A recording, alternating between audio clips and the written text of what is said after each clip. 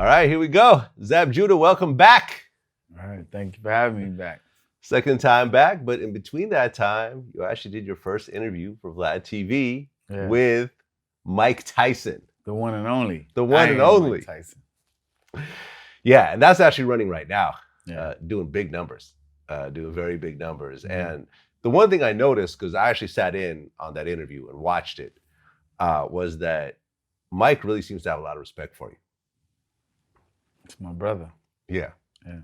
Like he was really open. Mutual. It's mutual. Yeah. It's mutual. I mean, it's, you know, even in that interview, I'm very honest with myself.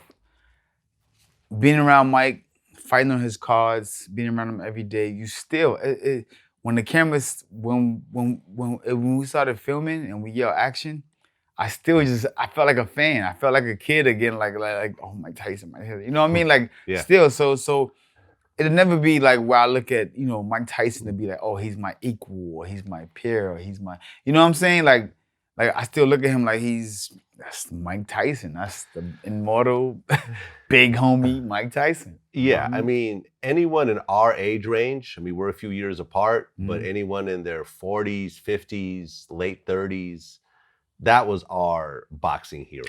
Hero. We're too young for Muhammad Ali. You know what I'm saying? We all know about Muhammad Ali, but we didn't get to watch his fights as they were happening. Right. We were watching the Tyson fights on TV or sometimes even in person as they were happening. And that was like our superhero. And think about it for me. I was right there with him traveling the world. Like I opened up more than like 7, 8 fights. I'm just co-main event. Like we traveling the world. And you know what it's like to go on a Tyson tour? Oh my God. I do not. I do not know what that's like. It's totally different. The world it's crazy. I mean, I just thank God for having the opportunity of being young and being a fighter and going for my own, trying to get my own goals and being able to be a part of that. For Mike to allow me to be a part of that was phenomenal. That was phenomenal. Right, because we even talked about this in the interview you did with Mike when he did that famous speech, like Alexander the Great. Yeah. Eat your children, all that. You were right there. I was standing right there next to him. You were right there next to him because you were.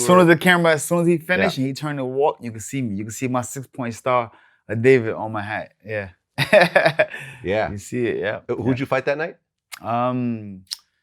That was in Scotland. I fought Junior Witter. Okay. Junior Witter was a fighter. He came from under the Prince Nassim camp. With that same kind of like. Yeah. So he was actually a last minute replacement. I had another guy that I trained for.